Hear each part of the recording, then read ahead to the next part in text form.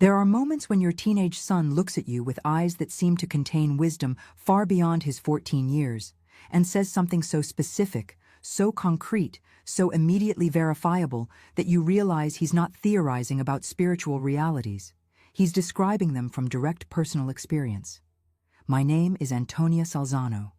I am 54 years old, and I am the mother of Blessed Carlo Acutis. What happened on the afternoon of September 29th, 2005, the eve of the feast of Saint Michael the Archangel, when Carlo was 14 years old and revealed to me 3 specific signs that indicate when angels are present in our homes, completely transformed my understanding of angelic reality in daily family life. For nearly 19 years, I kept these revelations as a personal treasure, sharing them only with close family and a few spiritual confidants. But now, 4 years after Carlo's beatification on October 10, 2020, I finally understand that Carlo prepared me not just to recognize angelic protection in my own home, but to teach thousands of families around the world how to concretely identify the signs that angels leave when they guard our households. Carlo didn't give me vague spiritual platitudes about trusting in guardian angels or generic advice to pray for angelic protection.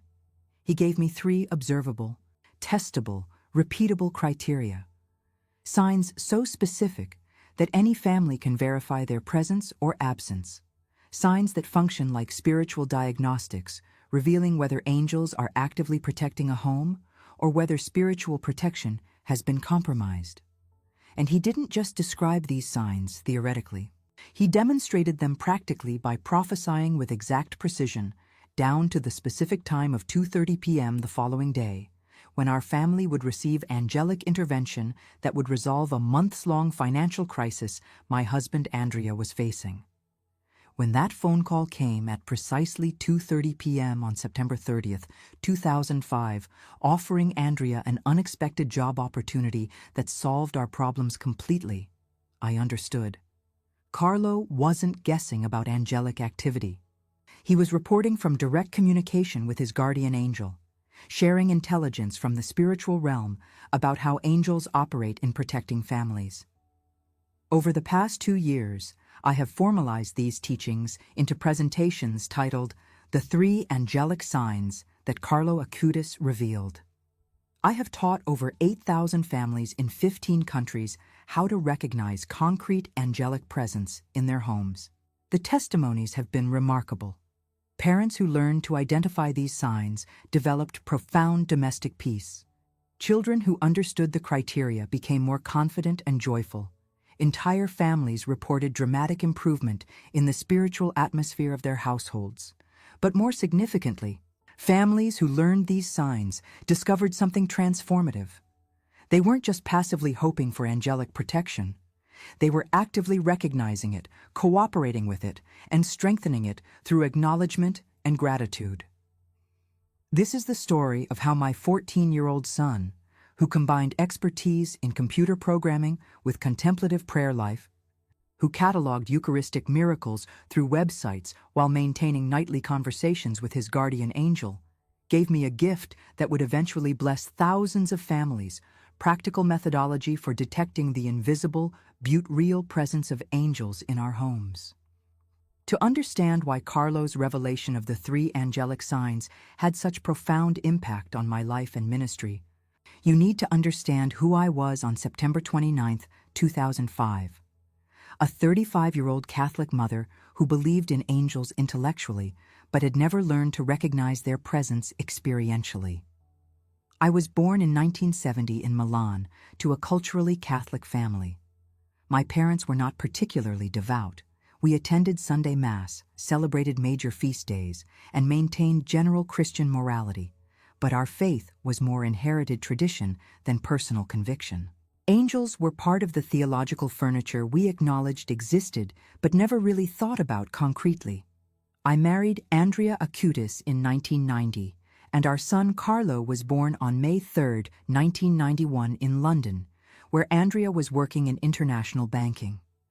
We returned to Milan when Carlo was still an infant, settling into comfortable upper-middle-class life in one of the city's most prestigious neighborhoods. My spiritual awakening came through Carlo himself. From his earliest years, he displayed an inexplicable devotion to the Eucharist and an extraordinary sensitivity to spiritual realities that certainly didn't come from his nominally Catholic parents. By age 7, he was insisting on attending daily Mass. By age 10, he was spending hours in Eucharistic adoration. Carlo's influence awakened my dormant faith. I began studying Catholic theology seriously, attending daily Mass with Carlo, developing a prayer life that had been virtually non-existent during my 20s. By the time Carlo was 14, I had become reasonably educated in Catholic doctrine. I understood intellectually the Church's teaching about angels, their 9 choirs, their roles as guardians and messengers, their continuous worship before God's throne. But it was all theoretical knowledge. I believed angels existed because the Church taught they existed, because Scripture mentions them, because the Catechism includes them in the hierarchy of creation. But I had never consciously experienced angelic presence, never learned to recognize their activity in daily life, never moved beyond abstract belief to concrete awareness. Angels were like quantum physics for me. I accepted their existence on authority of experts, but they remained completely disconnected from my ordinary experience of reality. Carlo was different. From his earliest childhood, he spoke naturally about angels as if they were as real and present as his school friends. When Carlo was 5 years old, I found him having animated conversations in his bedroom, apparently with an invisible companion. When I asked who he was talking to, he responded matter-of-factly, "My guardian angel, Mama. He's teaching me my prayers." I smiled indulgently, assuming this was typical childhood imagination. Invisible friends, fantasy play, the kind of thing children outgrow as they mature. But Carlo never outgrew it. As he entered adolescence, the age when most children abandon imaginary companions and become skeptical about supernatural realities, Carlo's relationship with his guardian angel deepened rather than diminishing. By the time he was 12, Carlo would tell me things like, "Mama, my guardian angel told me that Nonna is going to call tonight with good news about her medical tests." And then, a few hours later, my mother would call with positive results from tests she hadn't even told us she was undergoing. Or, "Mama, my angel says you should take a different route to work tomorrow morning." And the next day, I would discover that my usual route had been blocked by a serious traffic accident that would have delayed me for hours.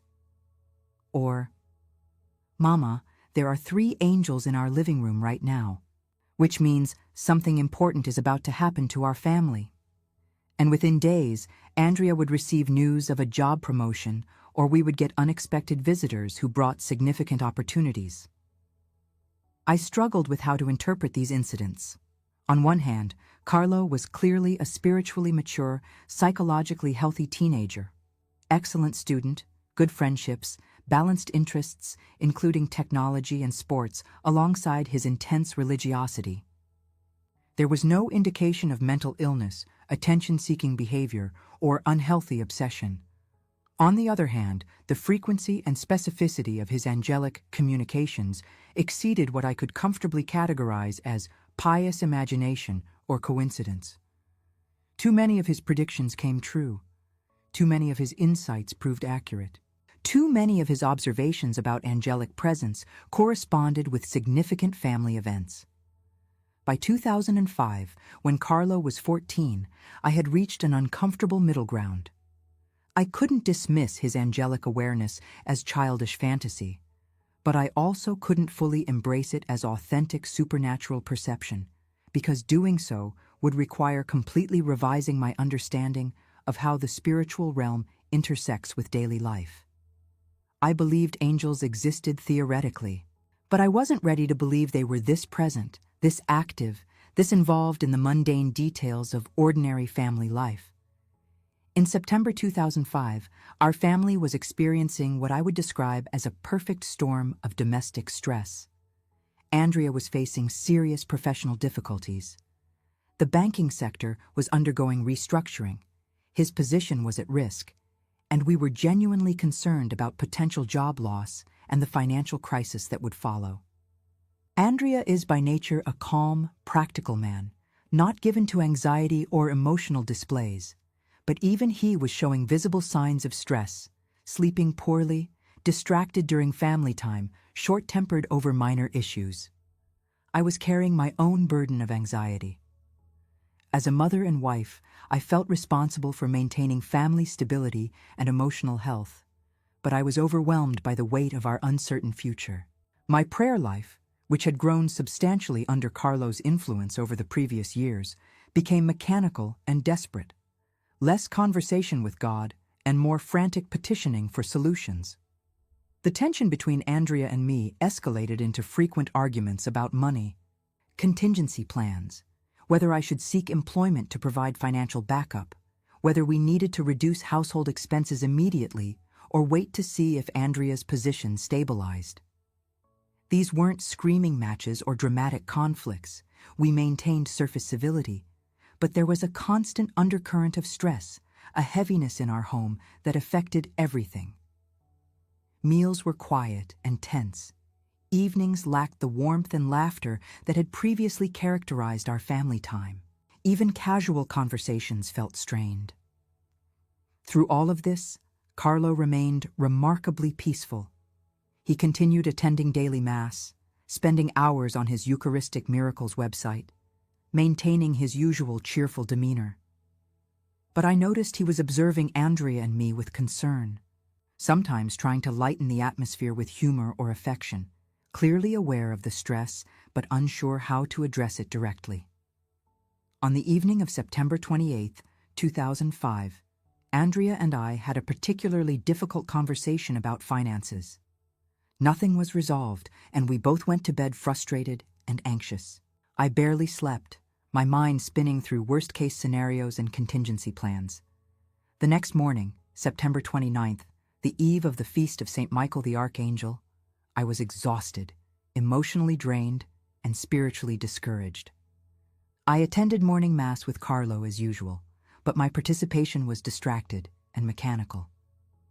I was physically present in church, but mentally preoccupied with our family crisis. After Mass, Carlo and I walked home in silence. He clearly sensed my distress, but didn't push me to talk about it. When we arrived home, he went to his room to work on his website while I tried to focus on household tasks that felt impossibly trivial given our larger concerns. Around 2 p.m., I knocked on Carlo's door to ask if he wanted lunch. He was sitting at his computer, but instead of looking at the screen, he was staring at the ceiling with an expression of deep concentration, the look he always had when he was engaged in interior prayer or, as he would say, listening to my guardian angel. "Carlo, are you all right? Do you want some lunch?" He turned to me with an expression of such spiritual intensity that I actually stepped back slightly. This wasn't my cheerful 14-year-old son. This was someone who had just received important information from a source beyond ordinary human communication. "Mama, sit down, please. The angels want me to teach you something very important." I sat on Carlo's bed, and he turned his desk chair to face me directly. The afternoon light filtered through his bedroom window, illuminating the posters of soccer players and computer technology that decorated his walls. Normal teenage interests juxtaposed with the extraordinary spiritual conversation we were about to have.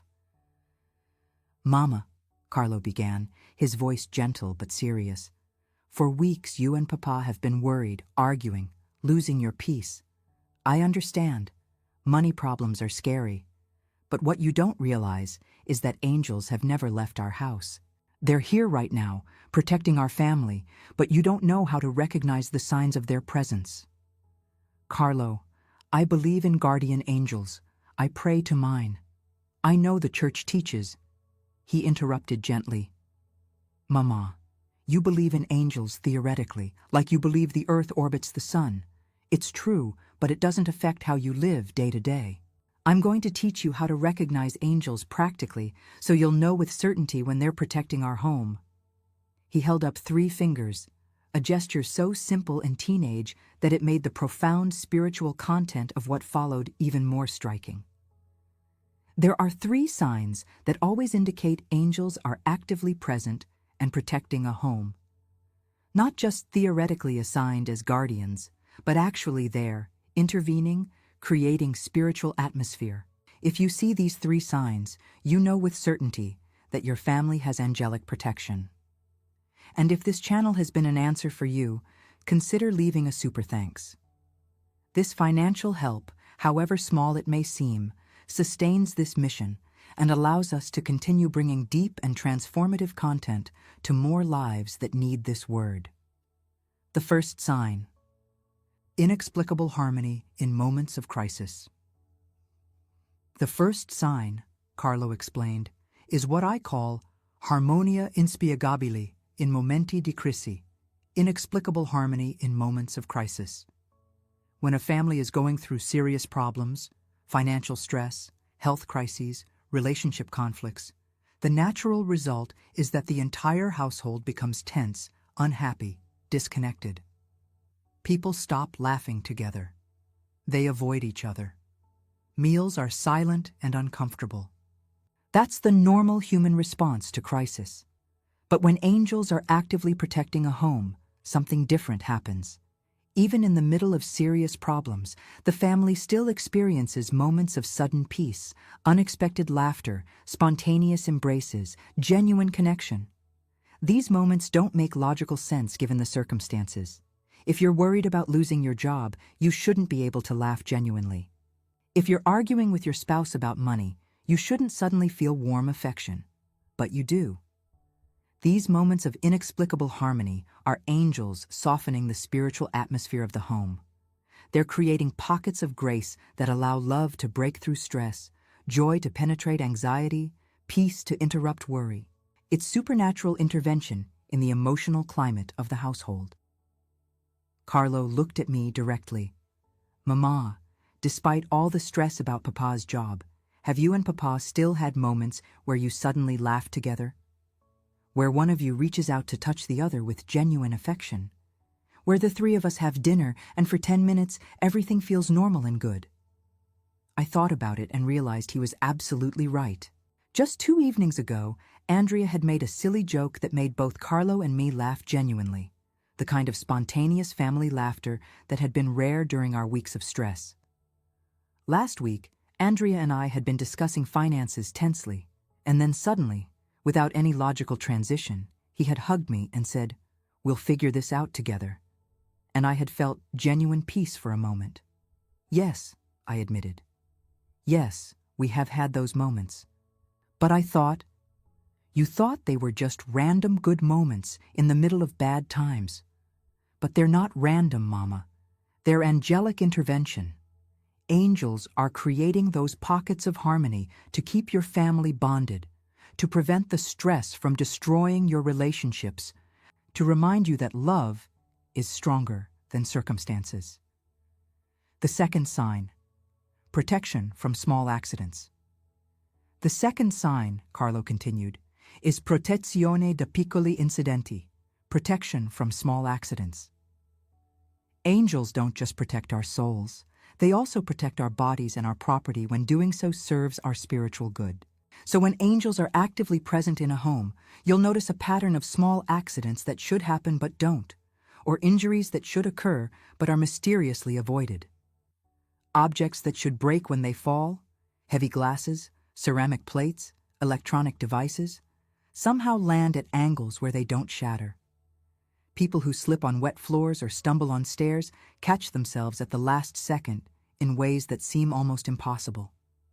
Children who are running recklessly somehow avoid hitting sharp corners or falling down stairs.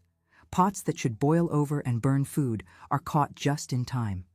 Keys that should be locked inside the car are somehow still in your pocket. Individually, any of these incidents could be dismissed as coincidence or luck. But when you see a pattern, multiple small accidents avoided over days or weeks, that's angels physically intervening to protect the family. He smiled at a memory.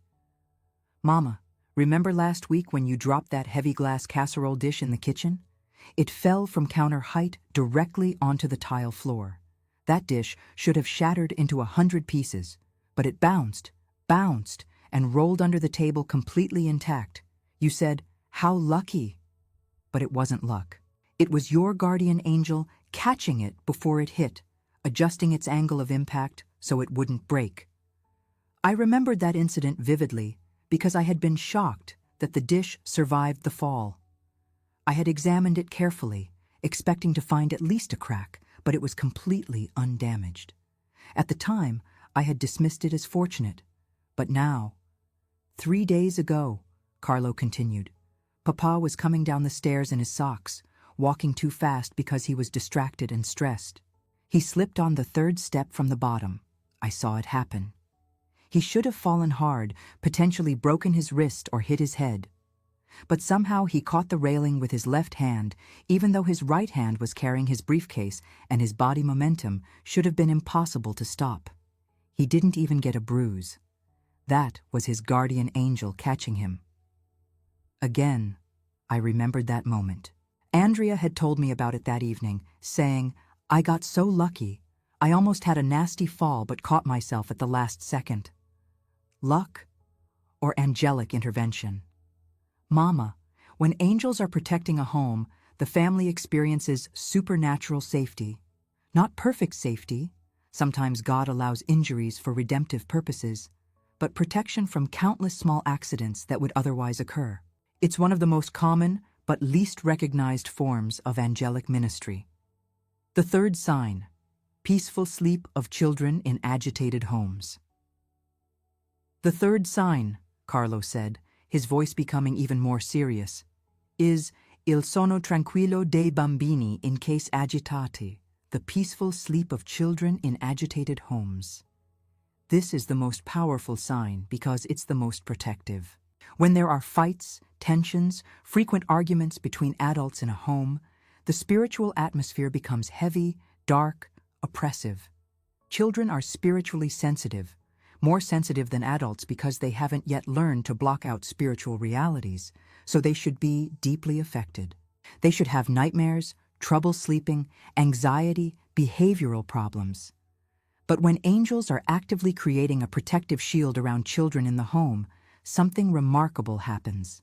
Despite the adult tensions, despite the arguments they can hear, despite the heavy spiritual atmosphere, the children sleep deeply and peacefully. They wake up cheerful and refreshed. They don't show signs of anxiety or trauma from the household stress. This doesn't happen naturally, Mama. Children's nervous systems are designed to be affected by environmental stress. When parents fight, children's sleep quality should deteriorate. But when angels create a spiritual bubble around the children, protecting them from the negative spiritual atmosphere, the children remain peaceful despite the chaos around them. Carlo looked at me with those eyes that always seemed to see more than they should. Mama, you and Papa have been arguing for weeks. You've had tense conversations in your bedroom that I can hear through the walls. The spiritual atmosphere of our home has been heavy with worry and stress. By all natural laws, I should be sleeping poorly, having nightmares, waking up anxious. But I sleep perfectly every night. I wake up rested and happy. I don't have nightmares or anxiety. It's not because I'm oblivious to your stress. I'm very aware of it. It's because my guardian angel and the other angels protecting our family are creating a shield around me so the adult problems don't damage my spiritual or emotional health. He smiled gently. That's the 3rd sign, Mama. And it's proof that even though circumstances are difficult, angels haven't abandoned our family. They're working overtime to keep me protected while you and Papa work through your crisis. Carlo stood up from his chair and came to sit beside me on his bed, taking my hand with the simple affection of a son comforting his mother. Mama, our home has all 3 signs. Despite your worries, you and Papa still share moments of spontaneous laughter and affection. 1st sign. Last week the casserole dish didn't break and Papa didn't fall down the stairs. 2nd sign. And I've been sleeping perfectly and waking up cheerful despite hearing your arguments. 3rd sign. These aren't coincidences. These are angels actively protecting our family.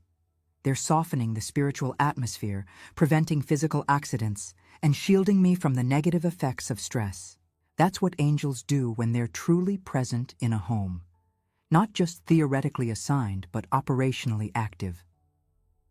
I felt tears forming in my eyes, not just from emotional relief at Carlo's comfort, but from the sudden recognition that what he was describing made perfect sense of experiences I had noticed but not understood.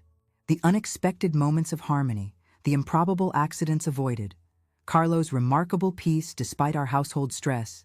I had attributed all of these to luck or coincidence or Carlo's naturally cheerful disposition. But Carlo was showing me a pattern, a system, a way of recognizing that these weren't random events but coordinated angelic intervention. But Carlo, I asked, how do you know this? How can you be so certain about these signs? He smiled, that particular smile he always had when someone asked about his spiritual knowledge, a mixture of humility and certainty. Because I talk to my guardian angel every night before I sleep, Mama.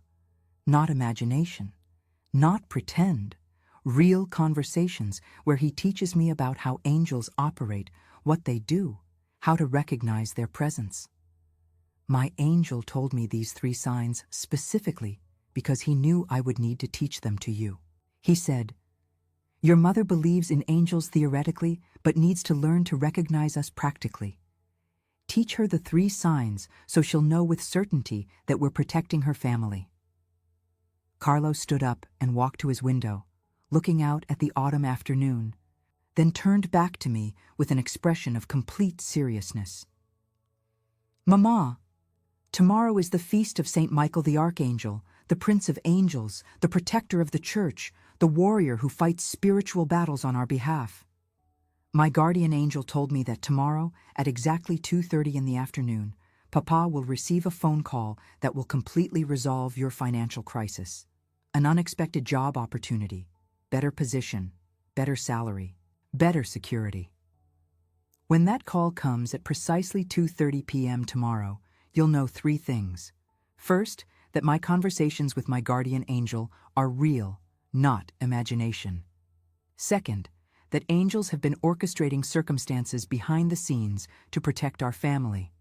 Third, that the 3 signs I taught you today are authentic criteria for recognizing angelic presence.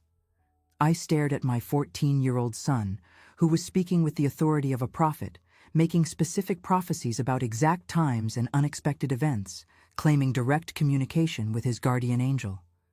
Part of me, the rational, educated, skeptical part, wanted to dismiss this as adolescent religious enthusiasm.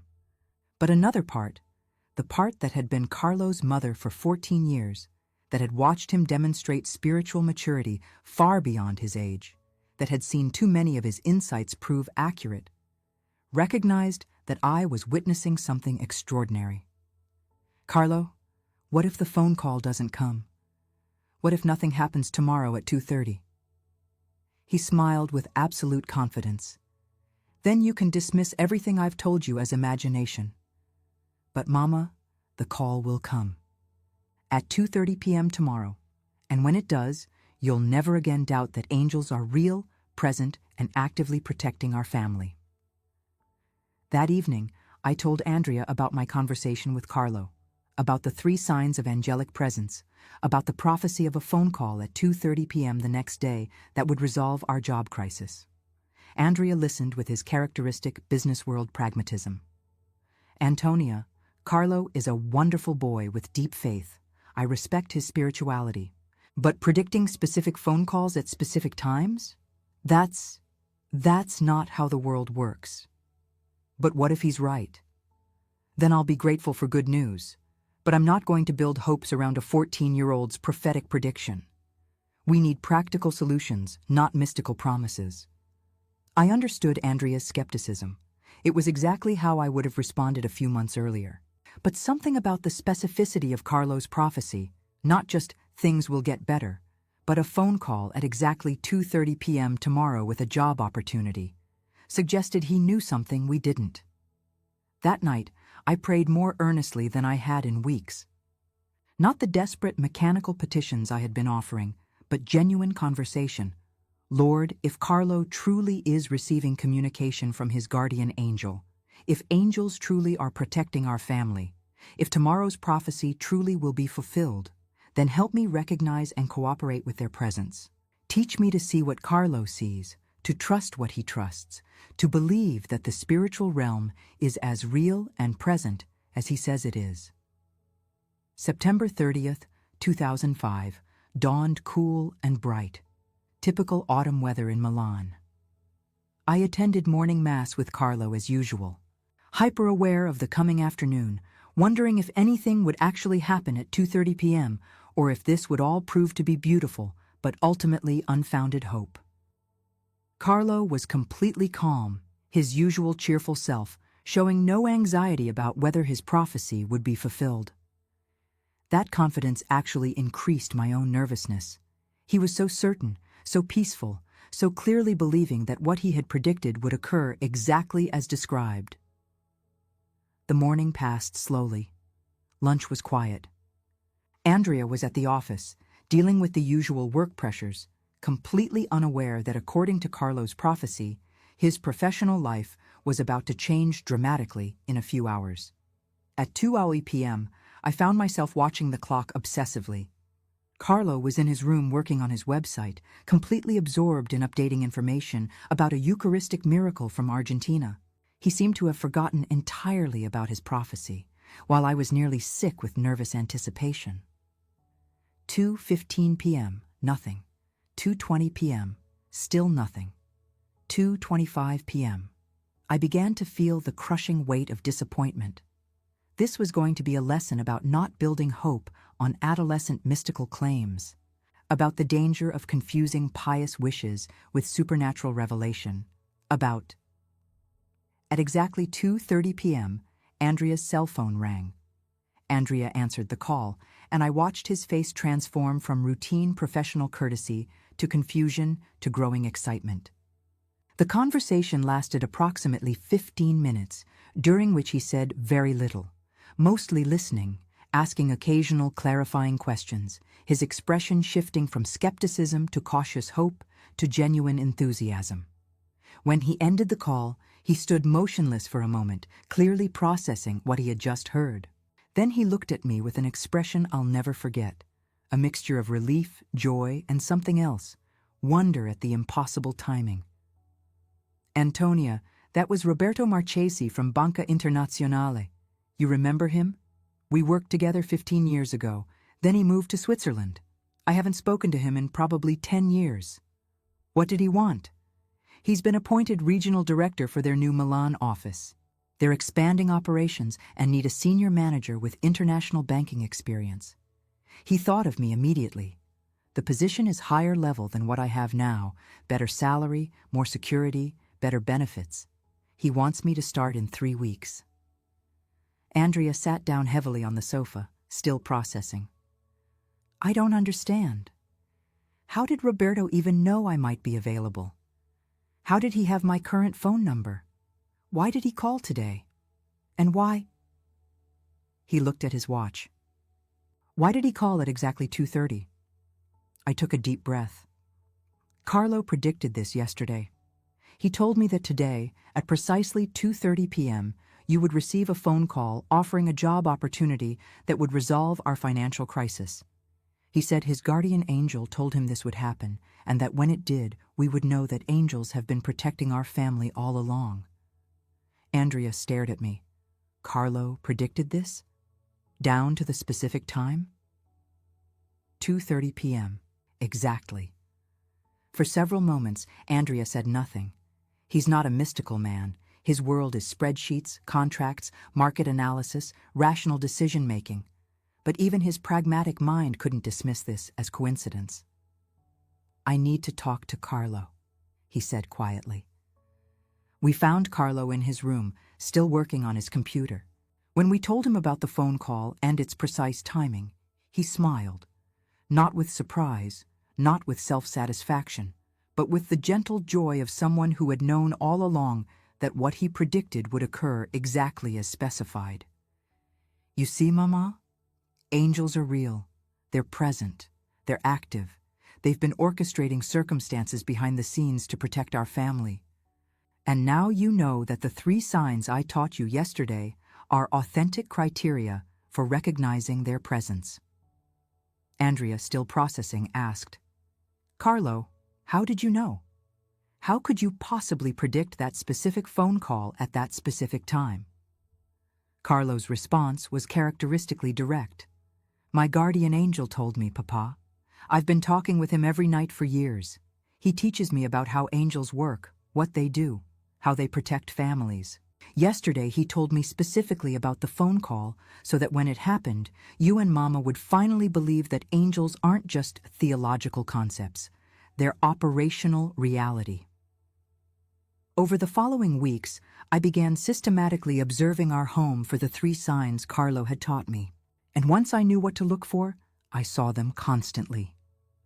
The first sign, inexplicable harmony in crisis. Even as Andrea navigated the stress of transitioning to a new position, even as I dealt with my own anxieties about change, we continued experiencing moments of spontaneous connection. Unexpected laughter during dinner, sudden embraces without any particular reason, peaceful conversations that seemed to transcend our natural stress levels. I realized these moments had always been present, but I had dismissed them as random good moments. Now I recognized them as angels softening our emotional atmosphere, creating pockets of grace that preserved our family unity despite external pressures. The second sign, protection from small accidents. I started keeping a mental log of near accidents that were mysteriously avoided. Carlo slipped on a wet bathroom floor but caught himself impossibly well. I dropped my phone on concrete pavement and it didn't crack. Andrea narrowly avoided a car accident when another driver ran a red light. He braked at exactly the right millisecond, even though he couldn't have seen the danger coming. These weren't dramatic supernatural interventions, no visible angels swooping down to catch falling objects. But the pattern was unmistakable, improbable protection occurring with unusual frequency. The third sign, Carlo's peaceful sleep. Despite our household stress, despite the changes our family was navigating, Carlo continued sleeping deeply and waking cheerfully. He showed no signs of anxiety, no behavioral changes, no stress-related symptoms that would be typical for a teenager in a household under pressure. I understood now that this wasn't just Carlo's naturally happy disposition. It was angels creating a protective shield around him, insulating him from the negative spiritual atmosphere that our adult stress was generating. In October 2006, just 1 year after Carlo taught me the 3 signs, he was diagnosed with fulminant leukemia. Within 2 weeks, he was gone, died on October 12th at age 15 at San Gerardo Hospital in Monza. The grief was devastating. But even in that darkest period of my life, I found myself recognizing the 3 signs of angelic presence. Despite the crushing sorrow, Andrea and I experienced moments of unexpected peace together, sudden embraces where we felt genuine comfort rather than just shared grief. First sign. During the chaotic weeks of Carlo's illness and death, multiple situations that should have gone catastrophically wrong somehow resolved. Lost documents were found, crucial phone calls came at exactly the right times, medical appointments aligned impossibly well. Second sign.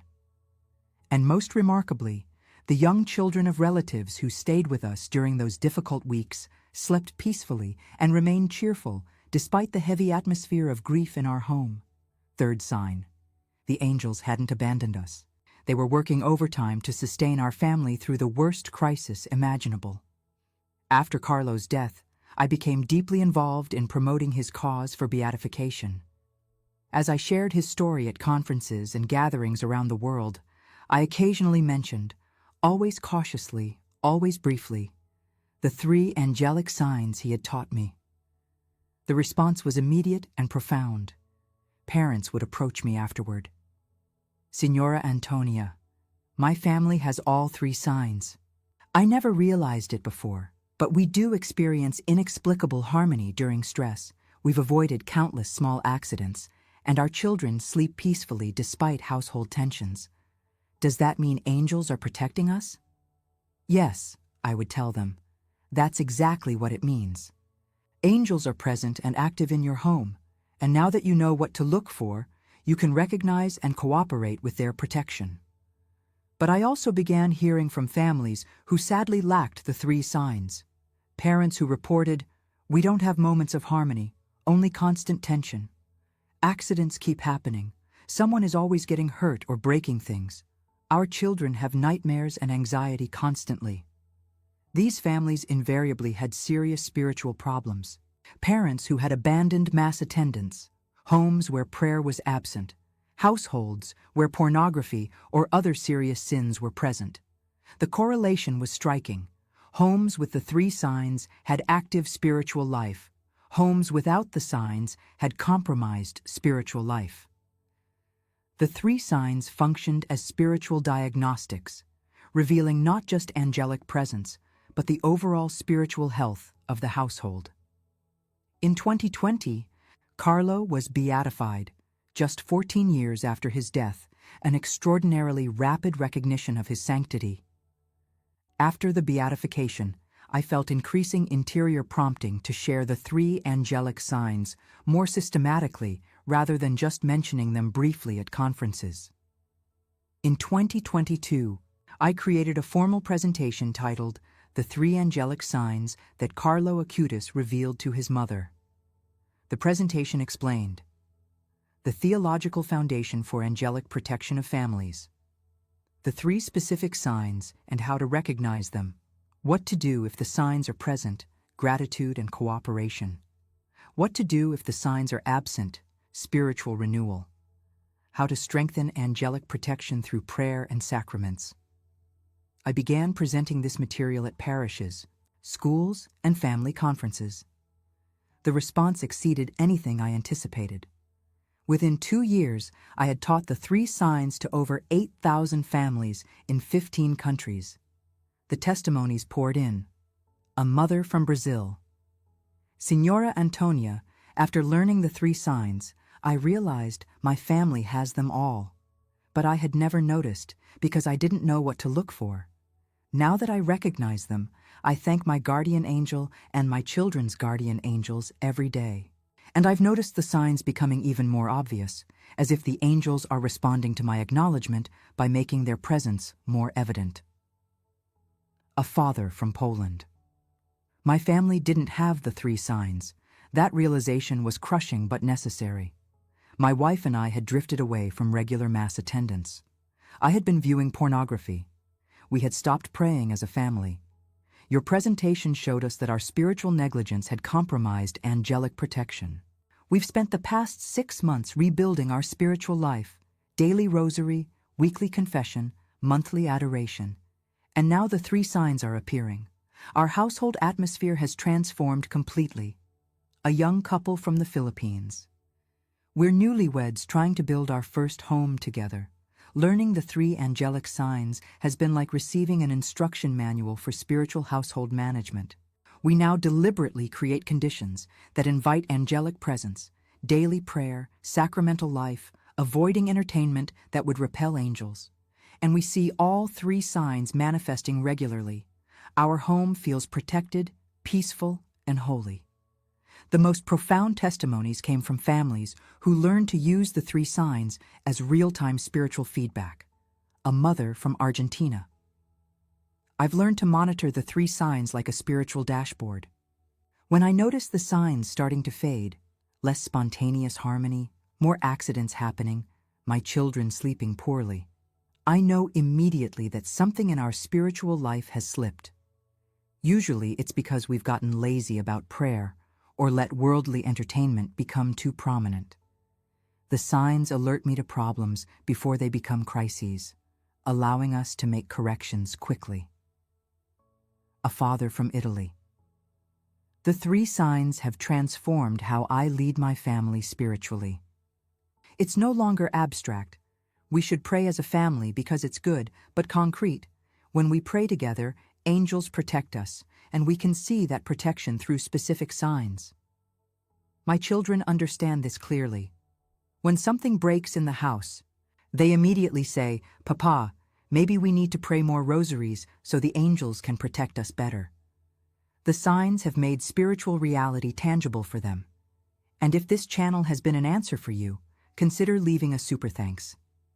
This financial help, however small it may seem, sustains this mission and allows us to continue bringing deep and transformative content to more lives that need this word. I've also learned to teach families not just to recognize the 3 signs, but to strengthen them deliberately. To strengthen the first sign, inexplicable harmony. Pray together daily as a family, even briefly. Practice gratitude explicitly. When moments of spontaneous harmony occur, acknowledge them out loud. This peace we're feeling right now is angels softening our atmosphere. Thank you, guardian angels. To strengthen the second sign, protection from accidents. Thank your guardian angel explicitly every evening for the day's protection. When near accidents are avoided, verbally acknowledge angelic intervention rather than attributing it to luck. Ask your guardian angel specifically for protection before potentially dangerous activities. To strengthen the third sign, peaceful sleep of children.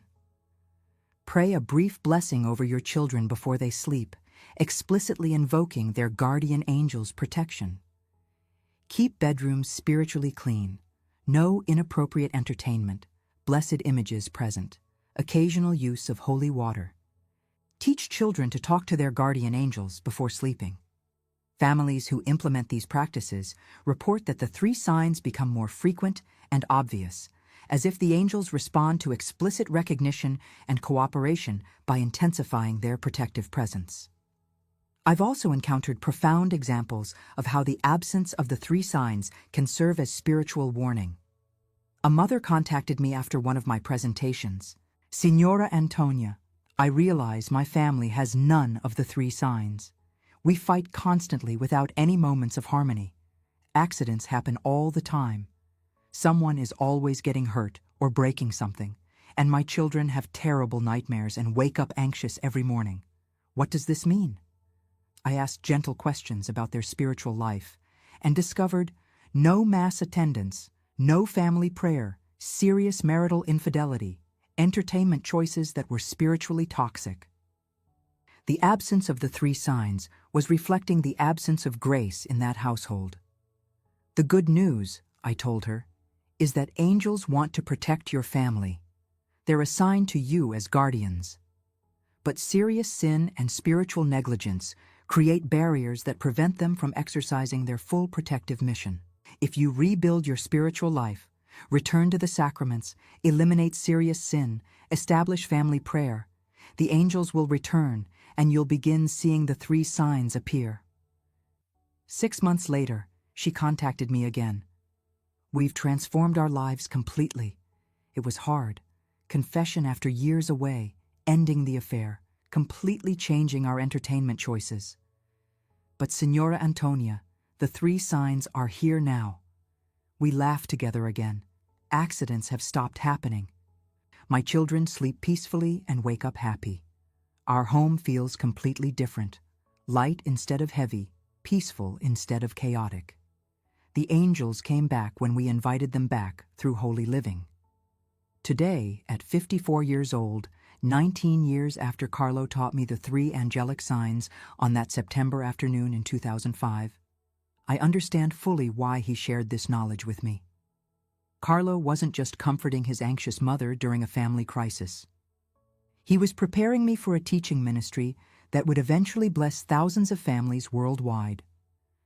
Just as Carlo cataloged Eucharistic miracles through his computer programming expertise, documenting supernatural realities with systematic precision, he taught me to catalog angelic signs with equal precision, giving families concrete criteria for recognizing invisible but real spiritual protection. The 3 signs have proven to be universally applicable across cultures, economic levels, and family structures. I've taught them to wealthy families in Milan and poor families in rural Philippines, to large families with many children and young couples just starting out, to families with deep Catholic heritage, and families where only one spouse is practicing. The signs work because they're based on how angels actually operate rather than on pious wishes about how we'd like them to operate. They're observable, testable, and repeatable, exactly the kind of practical spiritual knowledge that modern families need. Last month, I gave a presentation on the 3 angelic signs to a parish in Rome. After the talk, a grandmother approached me with tears in her eyes. "Signora Antonia, I raised 4 children and now have 12 grandchildren. I've been praying to my guardian angel my whole life, but I never knew how to recognize if my prayers were being answered. Tonight you've given me eyes to see what's been there all along. This past month, my daughter's family has been going through terrible financial stress, exactly like you and your husband experienced in 2005. I've been so worried for them. But now I realize they have all 3 signs. Despite their stress, they still laugh together. My grandson fell downstairs last week, but somehow didn't get hurt at all. And my grandchildren are sleeping peacefully and staying cheerful despite their parents' obvious worry. I called my daughter right after your presentation and told her, 'Angels are protecting your family. I know because you have the 3 signs.' She started crying and said, 'Mama, that's exactly what I needed to hear. I've been so worried that we're failing our children by being stressed. But if angels are protecting them, if there's a spiritual shield around them, then I can endure this crisis knowing they're safe.'" That grandmother's testimony captures precisely what Carlo intended when he taught me the 3 signs. Not just intellectual knowledge about angels, but practical ability to recognize their protection in real time, providing concrete encouragement during difficult circumstances. Carlo Acutis was born on May 3, 1991, in London. He died on October 12, 2006, at age 15 from fulminant leukemia. He was beatified on October 10, 2020. But 1 year before his death, on September 29, 2005, he gave his mother a gift that would eventually bless thousands of families. 3 concrete signs for recognizing angelic presence in our homes. The first sign: inexplicable harmony in moments of crisis, spontaneous laughter, unexpected affection, sudden peace despite circumstances that should prevent it. The second sign: protection from small accidents, objects that should break but don't, falls that should injure but are mysteriously caught, improbable safety occurring with unusual frequency. The third sign: peaceful sleep of children in agitated homes, despite household stress and adult tensions. Children sleep deeply and wake cheerfully, protected by angelic shields. These 3 signs are not theoretical speculation or pious wishful thinking. They are observable phenomena that any family can verify. They function as spiritual diagnostics, revealing whether angels are actively protecting a home or whether spiritual problems have compromised that protection. Over the past 2 years, I have taught these signs to over 8,000 families in 15 countries. The testimonies confirm their universal applicability and practical effectiveness. Families who recognize the signs develop profound gratitude and cooperation with angelic protection. Families who discover the signs are absent receive clear spiritual diagnosis pointing toward necessary renewal. Carlo combined expertise in computer programming with mystical prayer life. He cataloged Eucharistic miracles with technological precision while maintaining nightly conversations with his guardian angel. And he taught his mother to catalog angelic signs with equal precision, creating practical methodology that makes invisible spiritual realities recognizable and accessible. My name is Antonia Salzano. I am 54 years old. I am the mother of Blessed Carlo Acutis. And my son taught me that angels are not distant theoretical beings, but present operational protectors whose activity can be recognized through 3 specific signs visible in every home where they're actively working. This is my testimony. This is the gift Carlo gave me 19 years ago, which I now share with families around the world. Learn the 3 signs. Look for them in your home. When you see them, thank your guardian angels explicitly. When they're absent, examine your spiritual life and make necessary changes. Angels are real. Angels are present. Angels are protecting your family, but you have to learn to see what they're doing, and Carlo taught me how.